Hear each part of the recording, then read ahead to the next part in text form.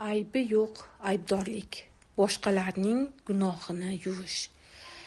Agar o'tmishda ajdodlar kimgadir zolimlik qilgan bo'lsa, birovni molini nohaq tortib olgan yoki birovning hayotiga zomin bo'lgan bo'lsa va buning uchun tavba qilmay o'tib ketgan bo'lsa, urug'ning xotirasida juda og'ir aybdorlik to'planadi.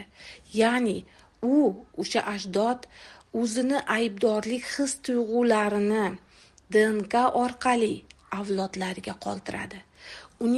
Uning ichki xotirasi, o'ziga bo'lgan aybdorlik hissi, vijdon azobi mana shu tuyg'ulari DNKda to'planadi va bu keyingi avlodga o'tadi. Keyingi avlod vakili esa mutlaqo halol, pokiza inson bo'lsa ham hayotida doimiy ravishda o'zini aybdor his qiladi.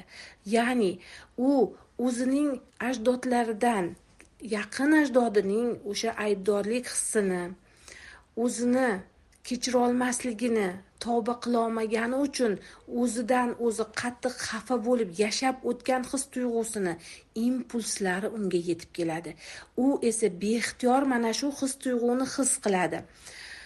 U bu hislar o'ziniki emasligini tushunmagan holda ajdodlarining his-tuyg'usini his qila boshlaydi. Ya'ni u o'zini aybdor his qiladi. Qanchalik halol, to'g'ri yashamasin, o'zini aybdor his qilgani uchun unga nisbatan adolatsizliklar yuz bersa ham chidaydi. Sababi men shunga loyiqman deydi. Ongsiz ravishda o'zini jazolaydi. Ya'ni o'ziga kasallik tortib oladi, qiyinchiliklar yaratadi hayotida. Bu yo'l bilan u o'zining ichki ovozini men aybdorman, men jazoga loyiqman deb kelayotgan o'sha yillar davomida ajdodlari tomonidan yig'ilgan bu ichki ovozni yopadi. Mana shu ovozga shu yo'l bilan javob beradi. Ya'ni men jazoga loyiqman. Aslida u bu yo'l bilan o'zini o'zi jazolarkan, go'yoki ajdodlarning gunohini yuvadi. Aslida bu ishni qilishi umuman kerak emas edi. Qachonki inson o'zidagi mana shunaqangi tuyg'ularni o'ziniki emasligini tushunib qolsa, buning uchun u o'zini o'tmish tarixini, ajdodlarini, hayotini chuqur o'rganishi lozim. Shundagina nega men bekorga o'zimni ayblayman? Nimaga men o'zimni jazoga loyiqman deb hisoblayapman? Nimaga men kasallikka sabab bo'lishim kerak ekan?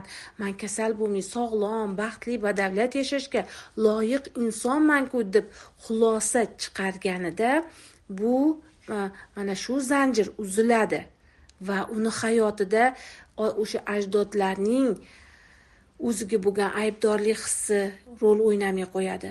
U mana shu tuyg'ularni inkor qilib to'xtata oladi. Buning uchun azizlar, bizning Shajara prof kursimizga kelinglar va bu Shajara prof kursimizda shu kabi vaziyatlarni biz juda ham chuqur o'rganamiz va isloh qilamiz.